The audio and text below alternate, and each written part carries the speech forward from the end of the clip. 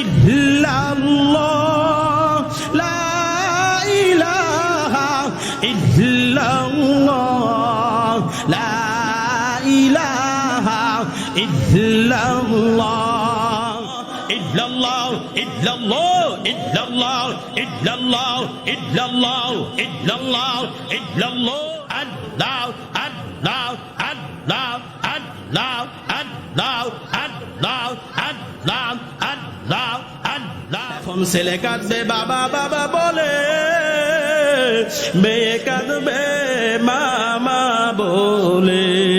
চেহারার মধ্যে দরিয়া গেলে চুমো দেব, গেলে চুমো দিবে। যুবক বাবাদের, আমার মুরব্বী বাবারা, মাথাটা নিচের দিকে ঝুঁকা একটু মৌতের মুরাকাবা করে দেখেন।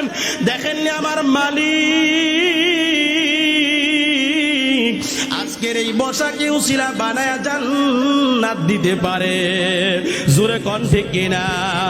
আরে ওই সময় তোমাকে আমাকে ছেলে সন্তান গুলা এগালে উগালে চুমু দিবে আর ডাক দিয়া বলে, বাবু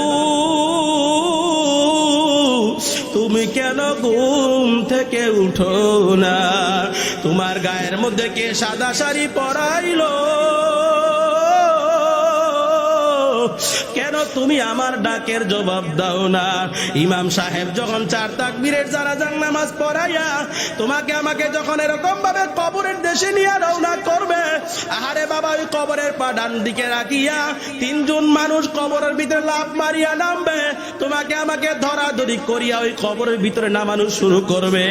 আহারে এক এক করিয়া যখন মাথার মুষ্টি, মাজার মুষ্টি খুলিয়া চেহারাটা পশ্চিম দিকে ঘুরাইয়া এক একজন করিয়া কবর থেকে লাফ মারিয়া উঠিয়া যাবে। তাকায় দেখো রে বাবা, এলাকার আপন মানুষগুলা, সন্তান, আপন বন্ধু বান্ধব গুলা এক এক করিয়া কবরের উপর বাঁশের পাতুনি দেওয়া শুরু করছে। আরে কলা পাতা হুগলা বিছায়া এক এক মুষ্টি করিয়া যখন কবরের উপর মাটি ছাড়তে আছে, এখন কবরটা কেমন জানি অন্ধকার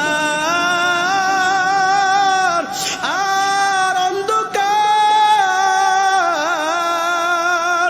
এখন তাকে দেখো, ডানে মাটি, বামে মাটি, নিচে মাটির বিছানা,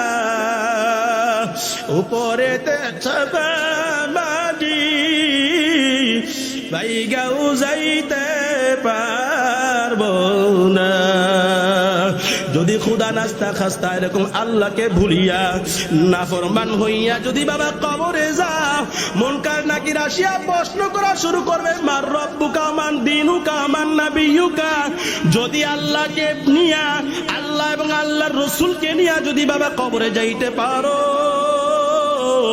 আমার মালিকের পক্ষ থেকে প্রশ্নের জবাব চলে আসবে।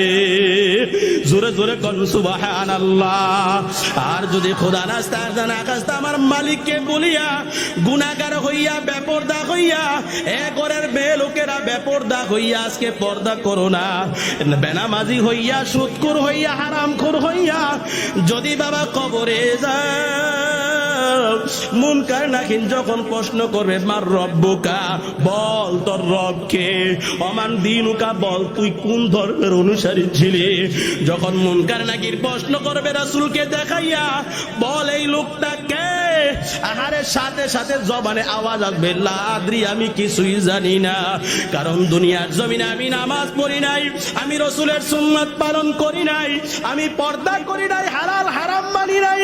যেইভাবে পারি উপার্জন করছি, যেইভাবে মন গড়া মতো নিজের জীবন চালাইছি, কারণ আমি আমার মালিক কেউ চিনি না, রাসূল কেউ চিনি না।